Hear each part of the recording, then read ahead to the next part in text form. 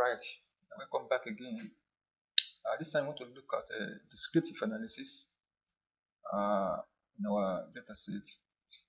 We want to just, when I say descriptive analysis, you just want to look at the central tendency and the spread of the data, or we call it dispersion of the data set we have. So this is just basically what we call the mean, mode, median, and that is central tendency. And we also have variance, interquartile range for standard deviation for spread or dispersion. So the mean is basically mean the value of your data, that is the average value of this number, the mean value of your data is the average value of this number, and we have mode representing the most frequently occurring value in the data set. And when your data is sorted by size, the median value is the middle number. So we also have a spread, or that is called dispersion, which have range, maximum and minimum. And we have variance, the average squared deviation from the mean. And we have standard deviation, the average deviation around the mean. We have interquartile range, which range of the middle 50% of the data, different between first quartile and third quartile. Alright, so this is basically what we just look at under descriptive analysis introductorily. So, but we just want to see how we can get this information using past. Alright, in past is very simple, just one interface and get all this information without going here and there. So let's please look at that in past, how we can get this. So we look at our data we have used before. You can go in data set. So we go to we copy the data set again, take to our past. So we select this and we paste here as usual. Right, so we paste here. Then you can set this just in case we want to perform any grouping or any categorical based data. So just in case, set this there, so we will group this. Now that we have done that, we can check any one of them you want to check.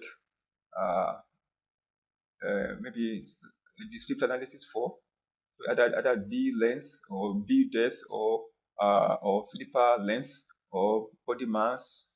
Anyone you want to see, you can just say, let's assume you want to check for B length. You can just go to univariate summary statistics. So click on it to give us what we have. All right, so you can see the total number of a specimen we have here is 333. We have minimum of 32.1, maximum 59.6, and we have sum, total sum. We have mean. This mean of the data set, mean is very important to us. We have standard error. We have variance. This is variance. We have standard deviation. We have median.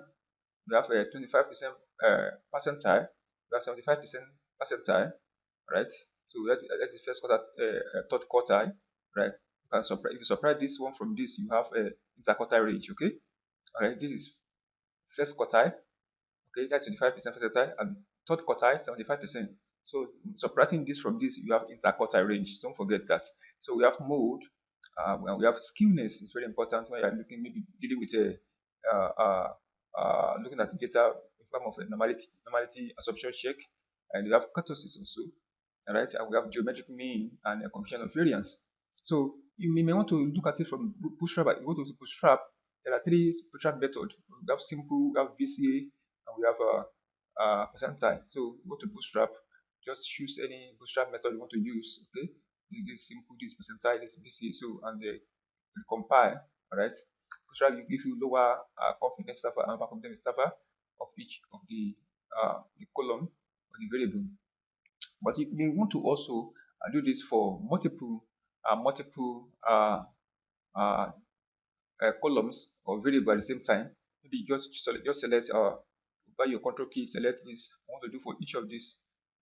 So for this 4, I go to my univariate. I think some statistics I did together. So it gives me for each of them. Okay, you can see. So for each of them, I have my results, right?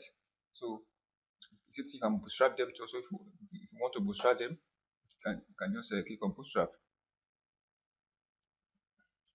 So you can it's giving me for each of them giving me the details for each of those. So you can just scroll down to see everything.